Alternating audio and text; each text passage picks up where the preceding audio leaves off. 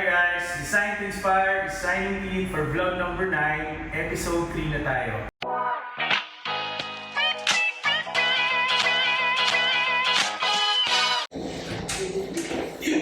Ay, good morning. Ay, good morning po. Oo, ano sabi mo? Oo, diba? Hindi mo to. Oo, luwag-luwag, diba? So makikita nyo guys yung background natin ngayon. Malinis na siya. Nagpalinis ako kanina. No? Tapos na actually yung mga major works natin, yung mga construction natin. Tapos na siya. So this video will show you the final reveal ng look ng ating ginawang condominium makeover. So before that, kasi parating pa lang yung mga deliveries natin tomorrow. So kumuha tayo ng mga furnitures home somewhere in Santolan. So I'll post ko yung link sa kung ano yung mga binili natin. Since minimalist yung concept natin, hindi natin siya masyadong lalagyan ng laman. So basically, tama lang, basic materials lang at saka basic mga furniture. So katabi ko yun, for the meantime, naghanap ako ng mga simpleng pang-abubot natin dito sa ating condominium. No? So we went to H&M. So yan, unbox natin. Actually hindi siya yung unbox. No? Paper bag, tawag doon. So alisin natin sa paper bag kung ano yung mga binili natin na team. So sa likod ko is yung sofa, lumang sofa niyan, which is gray. Gamitin natin kasi sayang, no? So yan yung pinaka parang base na furniture niya. Nandito na. So hinahihan niya. So number 1, ang una natin binili is mga pillows. So for that sofa, it's actually a 2-seater sofa. Malaki sa 2-seater na sofa. So parang nasa gitna siya ng 2 to 3-seater. So kumuha ko, since ang tema natin is black and white na color scheme, so kumuha tayo ng mga black na throw pillow. So kumukuha ko ng throw pillow sa mga accessories sa H&M. So para sa lahat ng client ko dyan, H&M lagi, actually alam nila yun. Doon ako nagbabrowse. Seasonal, nagpapalit sila ng mga items sa mga design. At the same time, price is very reasonable. This is actually a 50-50 throw pillow. Makikita niyo yung texture, malambot. So actually, yan o, sobrang elegant tingnan. Pati yung feeling niya, mararamdaman mo na elegante.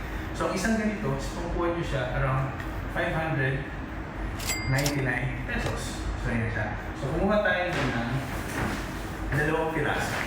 Yan. So dalawang piraso niyan. Siya yung parang magbibigay yung striking color dito sa sofa natin. Since nasa shade tayo mga black, gray, off-white. So ito yun. Alam ko to? Sarap. Actually, yan. Sobrang lambot. Tapos, to contrast naman, diba? Parang black and white nga tayo. Kumuha tayo ng white. White naman siya. So same size, 50 by 50. Kulay puti. Malambot din siya. Yan. Tingnan ko. Sobrang lambot. Yan. So yan. So dalawa rin yan. Yan. So kumuha tayo. So bali, 4 na pirasong throw pillow para sa sofa. And then, meron tayo kinuha yung pinaka-gitna, parang pinaka-accent sa mga pillow. So look, this is actually nice. Very elegant. Tingnan yung detail. Look, the detail. Very detailed. Tapos meron siyang tassel yata ang tawag dito. So, tapos, velvet din yung material. Black. As cool. So, minimal yung ginamit kong gold. Actually, sa lamp ko, sa dining area, may gold din na konti. So, mag-match. So, dapat pag kukuha kayo ng mga materials sa mga furnishing na gagawin mo, may link, diba? 1, 2, 3 colors, okay na yun. Kung masyadong madaming kulay para yung design natin malas. Okay? So, meron tayong pillow. Siyempre, ano yung palaman? Maganda yung palaman ng H&M din compare yung sa other medyo pricey ng onti lang naman. Pero maganda yung feeling. So, dalawang klase ito ang price niya is around 499 pesos. So, meron ito yung balihibo ng hayop. So, makikita mo siya. Actually, ito, balihibo ito na hayop. Makikita mo. Actually, nakasulat din naman siya. Tapos, meron din siya, yan. Tapos, meron din siya yung hindi. Kung ayaw ng balihibo ng hayop, meron hindi. Pero yung softness niya, tama para sa throw pillow. Sa hindi siya nagsasag pag tumagal, malambot pa rin. Tingnan mo na.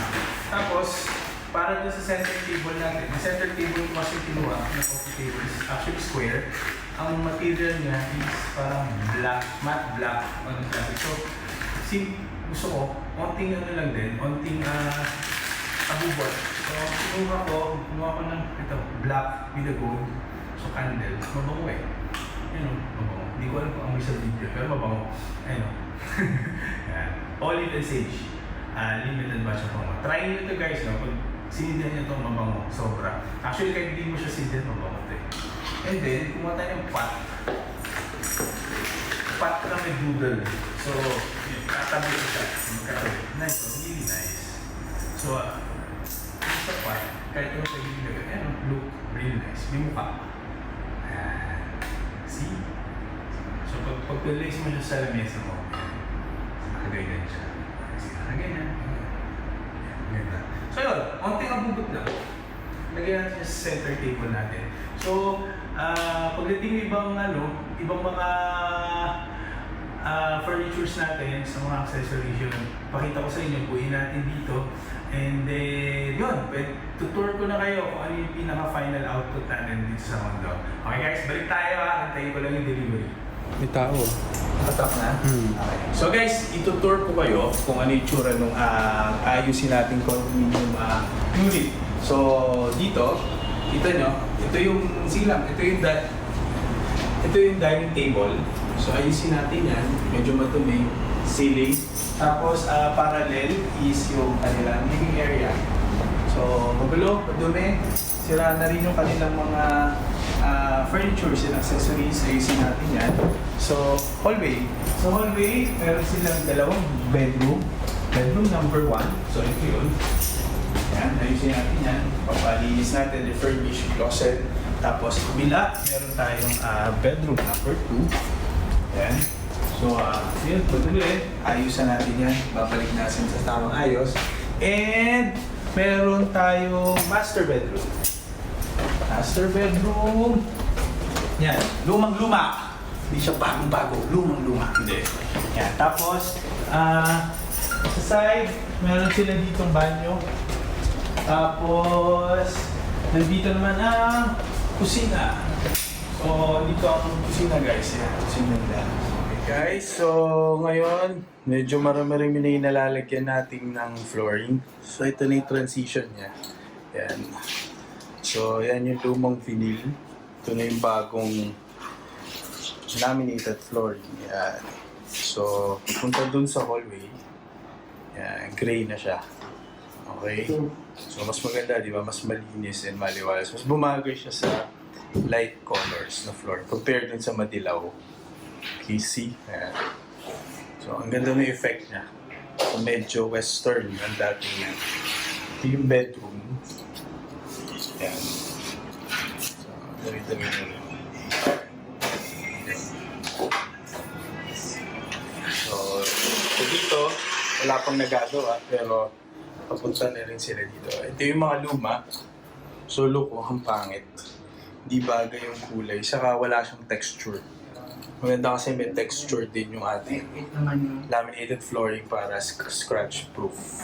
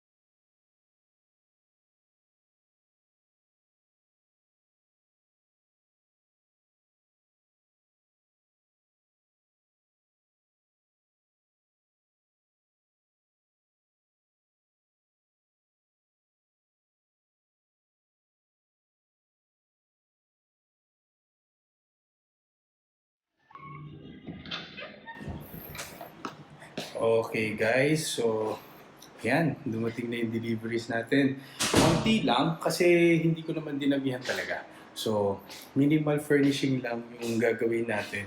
So, dito na yung tables. Ito yung magiging tables. Nandyan yung chairs, nandyan yung carpet. Ngayon, no, magkahiwalay siya. Yung base ng upuan at saka yung pinakaupuan. So, meron akong painting dito, drawers, halaman, and then, yun. So, yun na yung items natin, no? So, dumating na rin yung curtain. So, nagpagawa ako ng curtain. Curtain na gagamitin ko is sheer. Kulay sheer siya, ivory finish. So, lalagay natin siya dito. Yan. So, meron na akong existing curtain rods. Yan. So, ikakabit natin siya dito. So, yun yung gagawin natin yun. Kabit muna natin yung curtain rods, no? Yung curtain para lumuwag-luwag. Okay? So, ayan guys. So, ayan yung curtain natin. Tingnan nyo to guys. Pinaitiman natin yung mga rings. Tapos, pag nag install pala kayo ng curtain, may makikita kayo ditong plastic. Yung iba, akala wala siyang purpose. Pero, ang purpose niyan is i-connect mo yung mga plastic na ganun. Hindi siya, yung iba kasi hindi siya pinapansin, pero dapat, ayan, like this one, i-connect mo siya ganun para yung curtain mo may tupi. Okay, so yun yung gagawin natin ngayon. Tutupi natin siya lahat. Tapos, aayusin natin. Yan.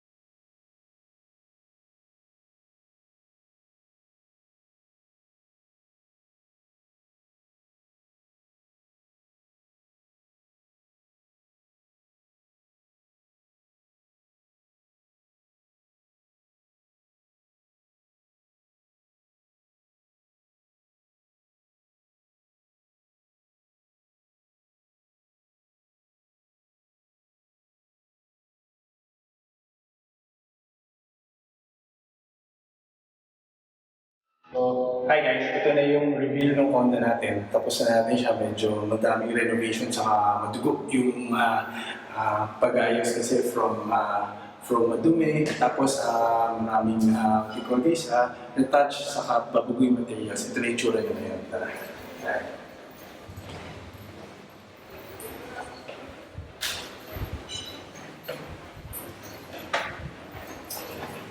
So, bago din yung doorbell natin, puti. Tapos, bago rin yung letters, bago yung knobs, lahat bago. So, ano na. Wait lang. So, eto na siya guys.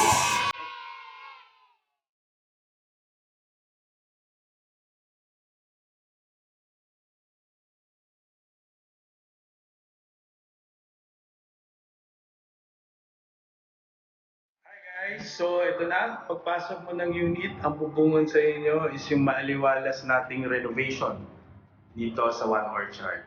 So ito na, yung bagong dining area natin. So kung maalala nyo, on previous episode ng ating vlog, bilog ang ating dining area. Bilog na may 8 upuan. So since minimalist ang concept ko, at saka black and white, yan, pinalitan ko siya ng puting mahabang table, good for 6, tapos, modern chairs. Ayan. On the finish ng wood at saka plastic. Tingnan nyo guys, so, bumagay siya into gray flooring, white baseboard. Ayan. Sobrang linis na tingnan. Ayan. Tapos itong 3 piraso nating drop lights. Ayan. Which is dati kulay asul, light blue. Kung maalala nyo, pintura ko siya into matte black, no? Para mag-terno sa ating concept. So, meron siya ditong lining na parang brass, gold, yan. Check nyo mabuti. 3 piraso. Tapos, ang maganda rito, yung ilaw niya is hindi ganun kalakas. So, tama lang, oh. Tama lang yung bata niya. Ayan. So, 3 yan. 3 yan. Ayan. So, ayan yung finish niya. Katabi niya, nagpalagay tayo dito ng glass. So, itong glass na to, hindi siya clear. Yung lagi kong ginagamit, meron siyang parang silver finish. Yan. Para elegant tingnan. So, ang purpose ko niyan is para i-reflect itong hallway natin. Para additional space na rin, para lumuwag tingnan.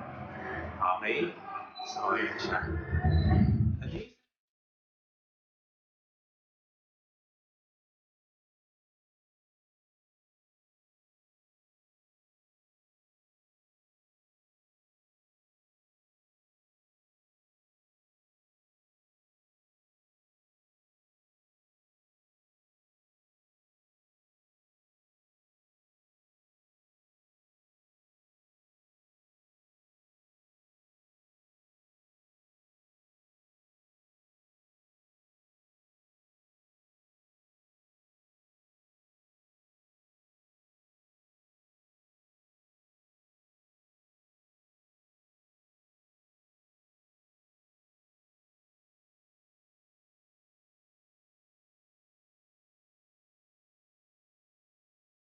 Adjacent dyan, nandiyan na ang ating bagong living area. Tapos na yung ating stone finish, nakakabit na. Which is yung ating tawag to, flex stone na randomly na nilagay natin. Kung maalala nyo, nandito yung ating parang media area which is nakakasikip sa space. So ang ginawa ko is plain na lang. Okay? So wait lang, hinaan natin kasi naka-projector tayo sa kondo na to. So ito na yung pinaka-TV. TV ng ating condominium. Since minimalist nga siya, so yung buong wall niya is projected para maging TV. Medyo ma-blurred lang siya right now kasi bukas lahat ng window sa mga ilaw kasi nagtutur ako. Pero maliwanag yan. Search nyo sa website, it's a Xiaomi brand. Okay, so balik tayo dito. Ito na, yung full size window wall, ginawa natin siya flexi-stone. Tapos yung lumang sofa natin, di na natin binago. Ito existing na to dito. So bagay naman siya sa concept. Nilagyan lang natin siya ng pillows. Accent natin siya ng pillows into black and white with the gold. Okay? Curtain natin, sheer. Yan, para maaliwalas tingnan. Pero in the case gusto naman lagyan ni owner ng blackout, pwede naman. Yan. Tapos ito yung ilaw natin, no? Black matte ang theme yan. Naka-brand siya na parang tangkay-tangkay ng dapat. So, ulit siya pag-close ito yung finish. And then, yan. Sa media wall, simple lang. Plain wall lang tayo. Tapos naglagay lang ako doon ng chest of drawers, 4. Yan. You can buy it sa furniture store. Then pinatungan natin ng projector. Nandiyan yung white remote. Yan. Okay. Katabi niya, yung carpet natin na pattern. Yan. Ito yung finish niya. Yan. So yan ang nag-accent sa gumuhit sa ating living area. Nilagyan ko rin siya ng metal center table with pillows on the side na pwede upuan kapag sasalap pa kasi sa leg and konting pag-upuan. Konting greens. Yan. Marami nagtatanong bakit vacant plants? Number 1, wala kasi magbabantay. This is the unit, mostly the unit na ginagawa natin are for sale, for viewing, or for lease out. Yan. Kung sino yung gagamit, pwede naman nila lagyan ng totoong halaman. Okay? Yan. Sa side, kumuha ko ng isang ottoman, no? Ang finish niya, black yung paa, and then fabric. Yan, oh. Nice. Very nice. With the gray, with the black, with the white, and black. So, yan yung kabuuang living area natin. Okay?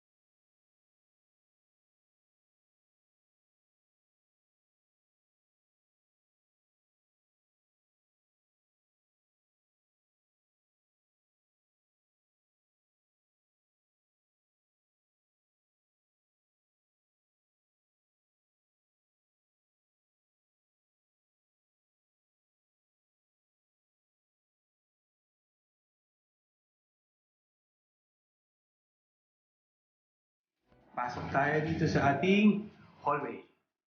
So, ayan yung hallway natin, guys. Ayan, guys. So, ito na yung hallway natin. Ayan. So, mapapansin nyo, simple lang. With the gray flooring, white baseboard, light gray of wall. Tapos, in-accent ko lang siya ng isang painting. Fabric ito na may burda-burda. Ayan, makikita nyo. Bumagay naman lahat. With the 3 shades at darker gray pa. And then, nag-accent sa kanya are ang ating mga matte finish na mga doorknobs. So, ito yung mga bedrooms. For the bedrooms, before magulo to, inayos lang natin. So, ang works na ginawa natin dito are ceiling works. Yan. Electrical works with the home light. Tapos, malalaking ilaw na daylight. Tapos, painted into gray and light gray. Luma ang furnitures, retain natin. Maganda ang quality. So up to the user, no, kung paano niya ayusan yung kanyang bedroom. Okay? Kasi for lease nga ito. And for benta.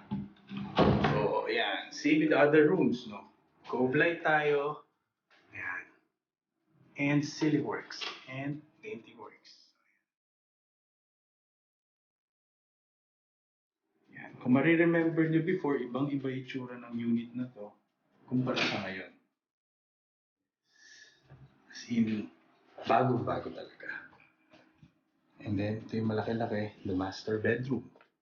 Wait, nasan yung mga ilaw? Yan ang ating master bedroom. Yan o, pinalitan natin lahat ng mga knobs. Color black, we spray it. Yan, metallic pink. And then, retain all the furnitures. Yan, and repaint. Yan, blinds. Naglagay din tayo ng blinds. Pinalitan natin yung mga lumang jealousy type blinds. No? So ito, mga roll-up blinds. Yan, combi blinds, blackout. Puti. At ito ang ating master banyo. Okay.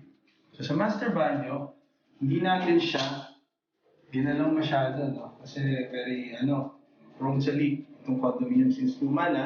So what I did, yung lumang mga laboratory fixtures, pinalitan natin para dun sa bagong gagamit.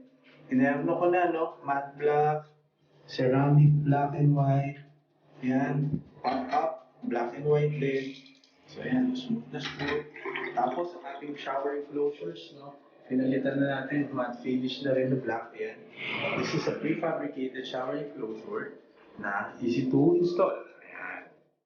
So, ayan na siya. And then, palit tayo ng mga bagong shower fixtures. Ayan. Squarish para modern style. Okay. So, gusto tayo dito.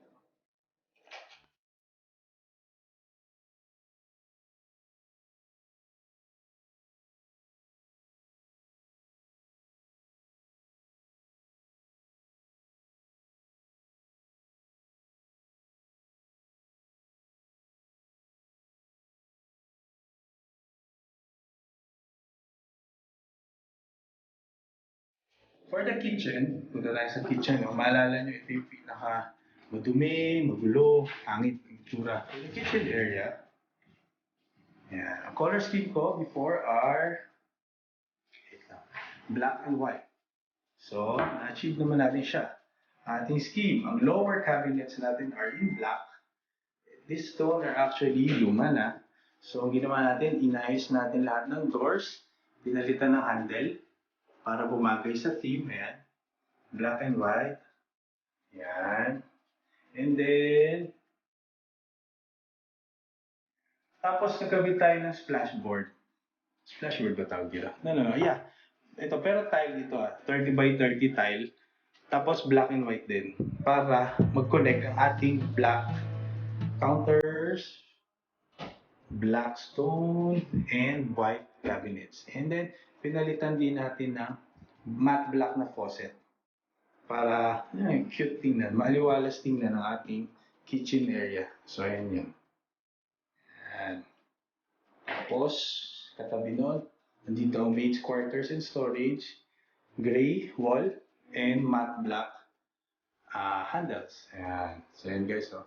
Look, very simple lang, very neat. Ayan. Kumbaga, may buhay ng onte ang ating kitchen. Yan.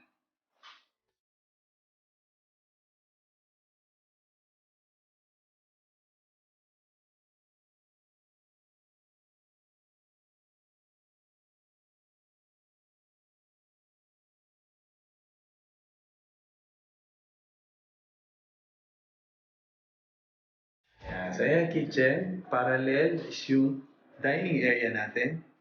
Yan ang makikita mo. And then, ang ating living area. Ayan. So, ayan guys, no? I hope you enjoy our condominium makeover for this black and white minimalist finish. And for more videos like this, please do subscribe to our channel.